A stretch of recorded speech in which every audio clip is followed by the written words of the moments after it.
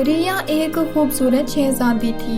एक दिन बादशाह ने उसे जंगल भेजा कि जाकर जड़ी बूटियां इकट्ठी करे। बादशाह का असल मकसद था कि शहजादी को बहादुर और होशियार बनाया जाए। रिया देर तक जंगल में घूमती रही, मगर अचानक उसकी नजर एक अजीब सी चीज पर पड़ी, एक चमकता हुआ अंडा। रिया हैरान रह गई कि ये कैसा अंडा है जो रोशनी छोड़ रहा है। उसने फौरन अंडा अपनी टोकरी में रखा और महल वापस आ गई। महल में उसने बादशाह से कहा, मुझे चंद दिन जंगल के करीब एक गांव में रहने की इजाजत दें। मैं देखना चाहती हूँ कि लोगों को असल में किस चीज की मदद की जरूरत है। बादशाह खुश हुआ कि शहजादी सल्तनत के मामलात में दिलचस्पी ले रही है।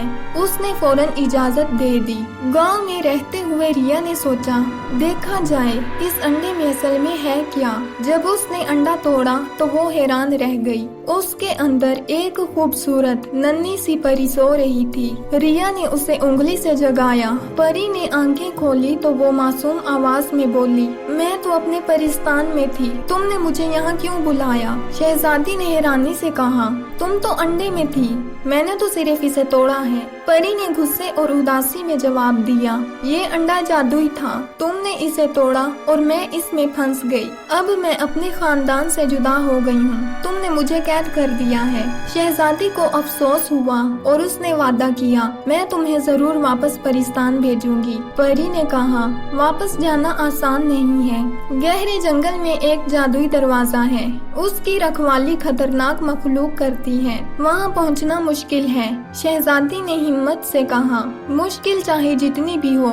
मैं तुम्हें जरूर वापस भेजूंगी। दोनों रवाना हो गई। रास्ते में एक छोटी सी लेडी बग शहजादी के पास आई और चीख कर बोली, जो तुम्हारे हाथ में कीड़ा है वो मुझे दे दो, मैं इसे खाना चाहती हूँ। शहजादी ने गुस्से में कहा, खबरदार, ये कीड़ा नहीं परी है, इसे छूने की कोशिश भी मत करना। परी ने भी उसे गुस्से से कहा, बेवकूफ, अगर मेरा जादू टूट गया तो मैं अपने असल रूप में वापस आ जाऊंगी और फिर तुम्हें बताऊंगी कि कौन किसको खाता है।